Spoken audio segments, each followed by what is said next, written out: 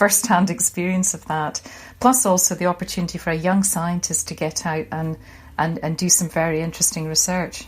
It's called knowledge transfer now, isn't it? That's the kind of the technical name, but it's much, much more valuable than the raw research that you may get from, for example, a university. Yeah, and I think, we like to see it, we sometimes call it knowledge exchange, because our scientists, and I'll include myself in that, I have learnt so much from getting out, speaking to farmers.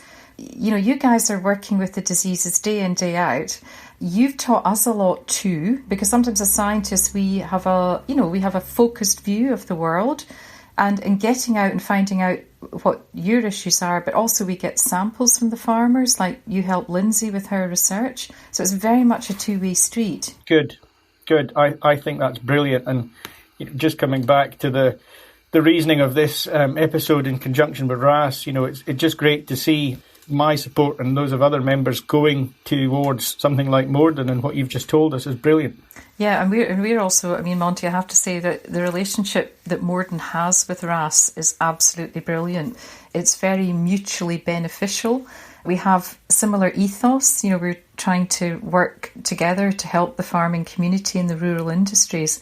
So you often find you get that multiplier effect. If you have two groups coming together, you get much more together than you would separately. We are very proud to be associated with the Royal Highland Society throughout that whole 100 years. Thank you to Professor Innes for a fascinating chat. That's pretty much it for this episode. We'll leave you for now with a last word from Society Chief Exec Alan Laidlaw. He's going to talk a little bit more about the value of the Royal Highland Society and why just now it's more important than ever to give it your backing. I sit here today, in the week after the date of when the Royal Highland Show should have been, and a lot of people saying, we'll be there next year, we'll be absolutely right behind you. And I think from my perspective, we need the sector behind us, we want support. The Society will have a challenging year this year and next. But I think, how would you support that? Make sure you're a member, because if you value the Royal Highland Show, it can only be delivered because of the strength of the members and our organisation. And if you've got opportunities to help us with fundraising, I think as an organisation we've tended to be quite successful at fundraising quietly, and we maybe need to be slightly more overt on that than we have been in the past.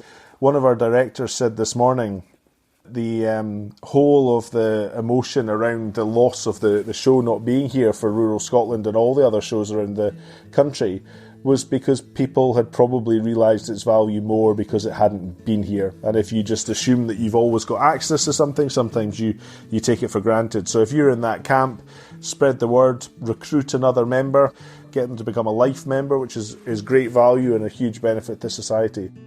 Fundamentally, if we can raise more money through fundraising, we can do more good.